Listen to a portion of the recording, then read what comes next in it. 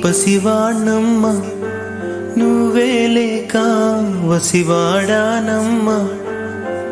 మాటే లేకుండా నువ్వే మాయం కన్నీరవుతోంది ఎదలో గాయం అయ్యో వెళ్ళిపోయావే నన్ను దిలేసి ఎటుపోయావే అమ్మా ఇకపైనే వినగలనా నీలాలి పాట